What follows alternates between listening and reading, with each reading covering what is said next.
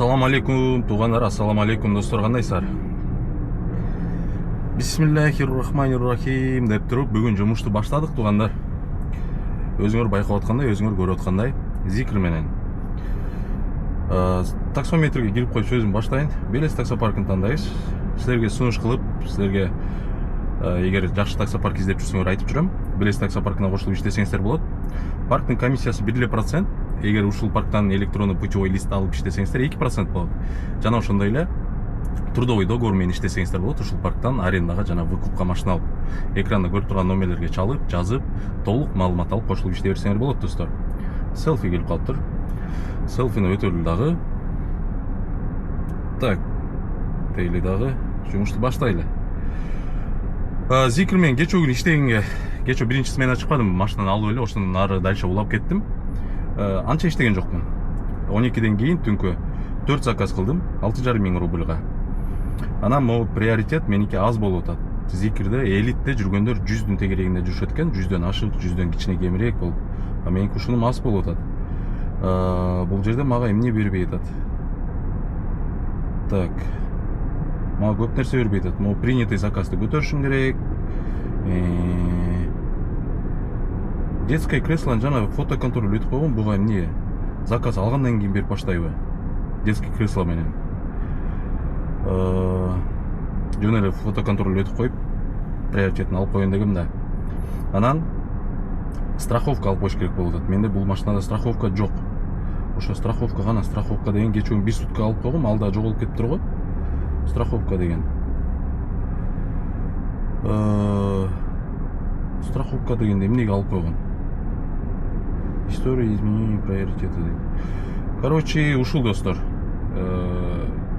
Алдыда ушул машина менен силерге обзор кылып берем. Элитте кандай болуп атат, зикирде кандай болуп атат, кандай пассажирлар болуп атат, эмне болуп атат дегендейчи. Эптештиребиз, буга дагы көнүш керек. Баа мурун кийин иштеп жүргөн күндө деле баары бир машинага кичине көнүш керек. Баары бир тарифке көнүш керек. Каякта заказ берип атат, кайсы маалда берип атат, кайсы маалда чыккан жакшы, ошолорун эми бир жума изучать этебиз. Тиги машинадан бул машинага видеорегистраторду ыргытып, антимитип, кадимкидей тердеп кеттим. 1 саат убактым ушуга кетти окшойт. Ошол достор, видеону көрүп турабыз. Кааласаңарды башында унутуп калдык деп басып коюңуздар. Комментарийге ойлоруңузду жазыңыздар. Жана ошондой эле подписка кнопкасына басыңыздар. Кеттик анда.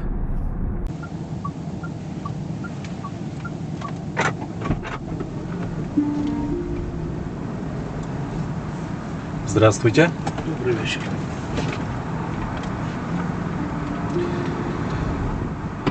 Так. Кутузовская, да? Биринчи заказ, бисмилля деп, биринчи заказды алып келдик. 2900 рубль. 43 минут болуп кетти. Бир 23 минуттан ичинде эле келмекпиз. Центрдан Океания торговый центр бар го, ошол жака келдик. Неме болуп салды? На ровном месте жашынакка эле келе атсак, Кремлевский набережный менен. Жолду жаап салды да набережныйды, как всегда. Ойдо жок жерден элечи. Ошол жакта туруп калдык, бир 15 минуттай турду окшойт. Түндө саат 10дон кийин эмнеге жапты? Обычно күндүз жабылчу эле го. Пассажир да мощный, жакшы киши экен, өзү менен өзү Bluetooth можно дебейт, телефонун музыкасын коюп алып, пробкада жана перекрытияда туруп калсак да эчтеке дебейт. Саат 11 болду почти. Биринчи заказды канча күттүм? Почти 2 сааттан кийин алдым окшойт. Москва Сити жакта 1 сааттай турдум. Андан центр жакка айдап, кичине айланайын деп Садовый кольцо менен кетип барсам, анан бул заказды берди. Күттүрүп атат. Могу приоритетти көтөрүш керек болуп атат. Приоритетим 67 болду. Ушуну бир 90дон ашат экен, меники полный толтурсам, жана принятый заказды аркы эркелерин, короче, толтурсам. Андан кийин нормально берип калат окшойт. Пока ушинтип иштеп, эптеп приоритетти көтөрөйүн, андан кийин байкайбыз. Ошол достор. Кеттик анда.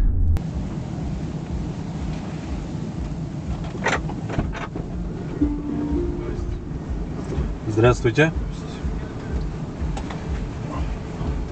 Щемиловский переулок, да?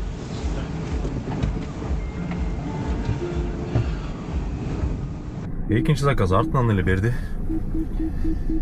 14 минута 1946 рубль. Центрда жүрөбүз. Коэффициент күйөдө. Артынан эле сразу берип салса. Так. Но машинанын мага BMW-нын немеси жакты. Сиденьясыча. Вообще удобный да. Тем эле отурсаңчы болгон жагынан. Еще BMW-ныкы дагы меники неме да, сиденье жанагындай ламайший болгон жагын кысып, мондай мощный отурасың да. Монуку билбейм, бир табуреткада бир мындай эле бир немеде отургандай элесиң да. Мага ушунусу жакпады. А так машинанын жүрүшү бул вообще самолетто самолет. Онда калкып эле кете берет да. Ал жагынан сөз жок. Саат 23:28.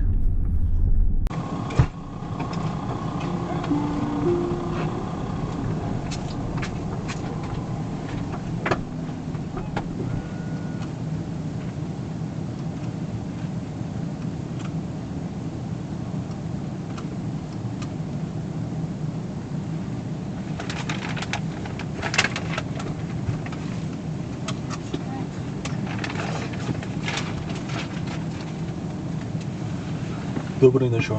До свидания. Так. Новая дорога дейт.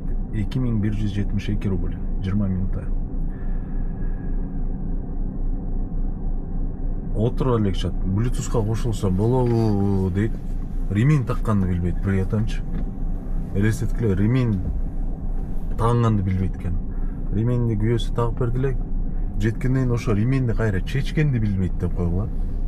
Анан туруп алып Bluetooth дейт. Bluetooth'та эмне кыласың? Биринчи ремень тагынганды үйрөнбөйсүң, анан Bluetooth, анан аркы берки деп. Ушундай да болобу, Получается, машинага отуруп көргөн эмеспи же, машинага отурса ремень тагынып көргөн эмеспи? Кандай болуп калат ошондо? Saat 12'den 1 minut öttü. Эми 12'den кейін байкайбыз. 12'den кейін доход, чистый доход канча болот экен. Кеттик анда. Бул жакта азыр Лукойл заправка бар экен, анда айланып барып туруп Лукойлго кирип бекер кофеге келип калыптыр. Бир кофеден ичип алып, жумушту уланталы. Слушайте, а вы частные мероприятия не обеспечиваете трансфером? Простите, вы мне? Да, в субботу у вас есть планы? В субботу нету. Могу, если А вам... можете докинуть до Солнечногорска? Это там есть площадка свадебная Засан. Ага. Это по платке, это Шереметьевская платка. Ага. Там ехать 50 километров где-то Ага. от метрополя. И потом вечером обратно. Хорошо. Ну там не нужно ждать, просто туда там отвезти днем, и да, потом вечером забрать. Да. забрать. Хорошо. Сколько по деньгам взяли бы? Так. И обратно в 11:30 где-то забрать. Сюда же. Ну, я думаю, где-то 1020 будет. 20. Это вместе с платкой. Платка там 1000 стоит. Да. Да. Входит туда плата. Да, давайте. Телефон скажите свой. 3 девятки. 711 86 39. Угу.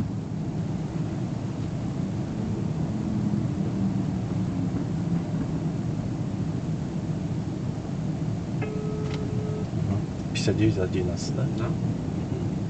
Все, в субботу. В субботу во сколько сюда? 12-12:30. Созвонимся. Ну, еще созвонимся, да. Да. Спасибо. Ну, это 100%, да, чтобы я не планировал ничего. Да. Угу. Завтра вам предоплату приму, завтра еще позвоню, предоплату вам скину. Хорошо.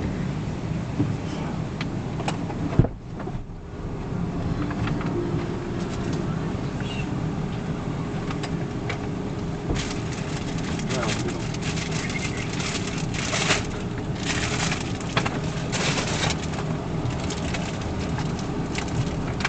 До встречи. Всё, до Доброй ночи вам. До свидания. Так, достор. 11 минута 1800 рубль, 1799 рубль. Бұл подача, посадка ушундай билесиңер. Байкадыңар да эмне жөнүндө сүйлөштүк. Суббота күнкүгө, то есть уже эртең эмес, бүрсү күнкүгө немеге дейт, Солнечногорскийге мероприятие дейт, свадьбага барабыз дейт.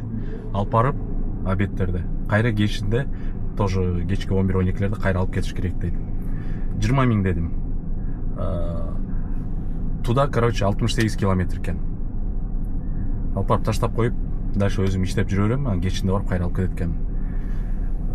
Платная дорога өзүм төлөйм дедим, мейли. Эми баратканда платный менен барсам, келатканда мындай эле келем, чтоб заказ алганга заодночу Ленинградка менен. Анан кайра баратканда платка менен барышым мүмкүн. 2000 рубль платка кетсе 18 000 рубль нормальный да. Без комиссии Яндекса, без ничего, чисто таза. Туурабы? Все, ништяк.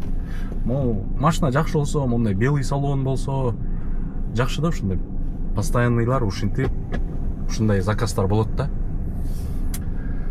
Ошол достор, 12ден кийин экинчи заказ. Саат канча болду? Саат 1:30 болуп калыптыр.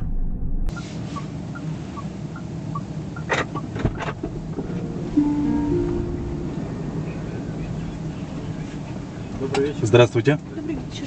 Здравствуйте. Краснопресненская набережная. Да. Это Гарден Пас получается. Неме келип калдым. 9 минута. Плаза Гарден. Набережный, Москва-Сити жактагы. 1799 рубль. Короткий эле заказдар. Элит тарифте бирок ушундай. Элит менен круиздики жакшы да, короткий заказдарчы. 1800 рубль да, подачач. Ушинтип 5-10 минутта таштап 1700-1800 рубль алган жакшы го. Чем бир 2,5 миңге түнкүсүн даже бир 20 километрге чейин барып коесуң. Бир 10 километрден ашык барып коесуң да 2,5 миң рубльгачы. Ошондой баргандан көрө ушинтип ардан бери таштаган жакшы болуп атат мага. 12ден кийин 4 заказ, сааты 2:27. Нормально. Ушундай эле болуп турса нормальный жумуш мага. Ушуга эле ыраазымын. Кеттик дальше. Могу камераны ушу башка коеюн дедим эле, могу БМВдан алып туруп буга салдым да, регистратордучу. Могу түнкүсүн ночной смена жанагындай черно-белый болуп, мындай неприятный көрсөтүп атабы. Азыр бир аздан бирок таң атат, андай нормальный көрсөтүп калат.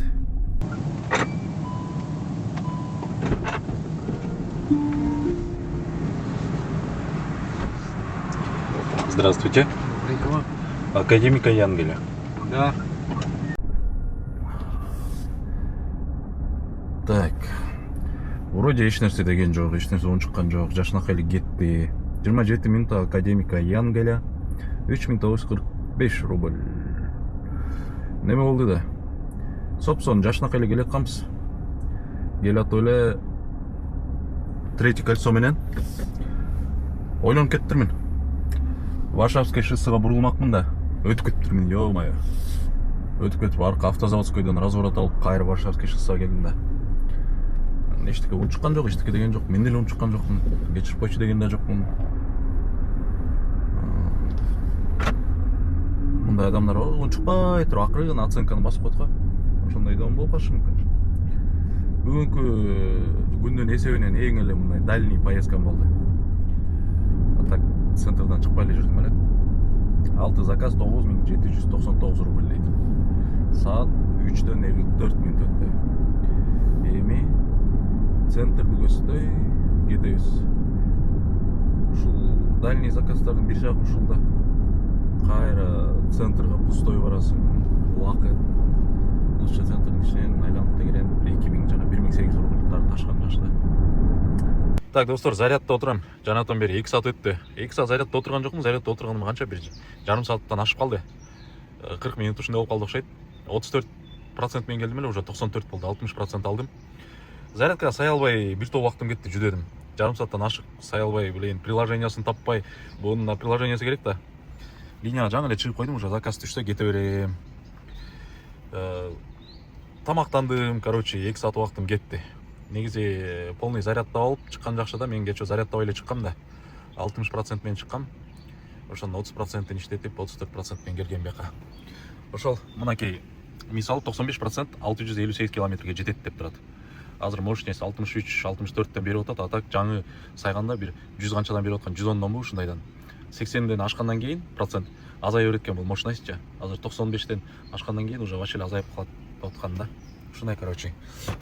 Зарядная станция мондай экен. Добрынинский метронун жанында бар экен, центрда. Мощныйча. А так центрда көбүнчөсү слабый. Акчасы где-то 1,5 миңден ашып кетти уже. Каждый раз 500 рубльдан снимать етіп атат, уже 2000 рубль снимать етті. Азыр 1700-1800 рубль кетті ғой дейм. Шал достар. Дальше жұмышты улантам, мен обедтерге чейин иштейм ғой. Пока бодрыймын.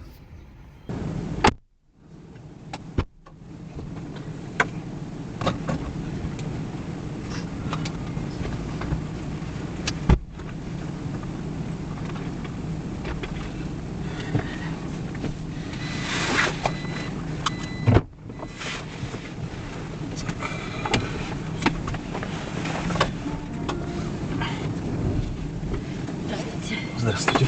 Ленинградский вокзал, да? 2220 рубль, 17 минута. Ленинградский вокзалга келип калдым. Так.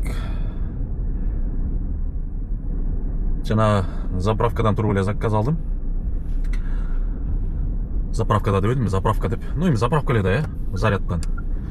51 минутта зарядты алып турмун, общий. 1805 рубльга, 82%. Жоқ, 82% емес, 82 киловаттан бериптир да. Канча процент заряд алганын билбейм. Общий 95% заряд алдым. 1800 рубльга 60-тан ашыгыраак процент заряд бериптир да. Негизи центрде кымбатыраак да. Немеде?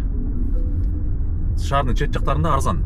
18 рубльдан киловаттыча, а центрде жана жерде 25 рубльдан экен. А так шаардын чекетинен заряд алсам, полный заряд, например, 80% деп коюнчу. 80% зарядты канчага алам? 2000 рубльга жетпеген, ошо 1,5 миң ошондойдун тегерегинде алам да. Ошондой достор. Баары бир тиги бензинге караганда немерек экен. Арзаныраак түшөт экен. Так, туугандар, достор. Жумушту жыйынтыктап атам. Силерге бир отчет берип коеюн. Саат 8:30 болду. Линияда азыр 1 сааттай болду, заказ жок. Заречеге барып, заказ таштап, ал жактан центрга чейин түштүм. Азыр центрда отурам, 1,5 сааттай болду. Отурганыма видео монтаж кылып, чота заказ жок. Анан үйгө эртерээк эле барып жатайын дедим. Бүгүн День России, бүгүн пятница күн, бүгүн жумуш мощный болот. Азыр барып жатсам, хотя бы 1 саат 4-төрдө линияга чыгып кетсем жакшы болмок. Эми көрөбүз. Ошонтсем жакшы болмок. Анан жумуш кандай болду? 12ден кийин 9 заказ дейт. 9 эмес, по идее 10 заказ болуш керек. Негизичи, анткени могул жерде 1 заказды эсептебей атат. Азыр заказдын акчасы түшпөсө, эсептебей калыптыр го. Доходко да кошпойчу. Же билбейм, короче, акчасын эсептебей калыптыр да, доходко көрсөтпөй. Могул жерде мына 2626 рубль акчасы түшпөй калды. Немеге барган болчумун? Тети Волоколамский шоссе менен могу кайсы метро болуп калчу элем, могул жак Тушинская жака. Ошонун акчасы түшпөй калды, 2600 рубль. Анан мындан башкасын ладно дейли. Короче, 16400 рубль болуптур. Плюс жаңы лекини кошкондо 2619 миң болот. 12ге чейин баланс могул жерде мурунку күндөн 6000 рубль бар болчу. 5000 рубль деп коеюн. 5000ге 19000 кошкондо 24000 иштептирмен. Линияга канча биринчи заказым 10дон өтүп 10:30 алдым беле, ошо менен азыр 8:30 деп койгула. Общий 10 саат деп койгула. 10 саат линияда жүрүптүрмүн. Негизи слабый. Жана зарядда 2 саат убактын өлтүрүп койдум. Именно жумуш болуп аткан маалда, элдер тарап аткан маалдачы, ресторандан чыгып, клуб-слуптан чыгып, үйлөрүнө кетип аткан маалда мен барып зарядка отуруп алдым. Иштесем деле болмок, зарядым деле жетмек. Курсагым ачып кетип, заодно курсак тойгузуп, зарядта алайын деп, ошо менен 2 саат убакыт өлүп кетти. Мен оюмда 1,5 саат, 1 саат эле деп ойлогом да. Анан жана заряд приложениясын таппай кыйналып жүрүп ушундай болуп кетпедиби? Приоритетти байкадыңар. Приоритет 78 болуп кетти. Кудайым буйрса көтөрүлдү. Азыр принятый заказым 26 болду. Дагы 4'тү кошсом 78-82 болот экен. Плюс жана зарядка зарядты немеден зарядтасам болмок, таксометрден тоже заряд таксометрден кыла албай койдум. Аны кошсом, плюс мойканы кошсом 8 балл, 82-ге 8 кошсом 90 болот экен меники.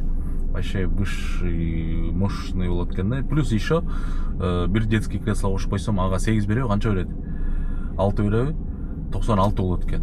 Вообще эле анда мен мындан кийин жумушту тытат окшойм. Ошол достор, жумуш ушундай болду. Ойлоруңарды жазгыла, классыңарды баскыла и катталгыла. Кийинки видеодон көрүшкөнгө чейин анда.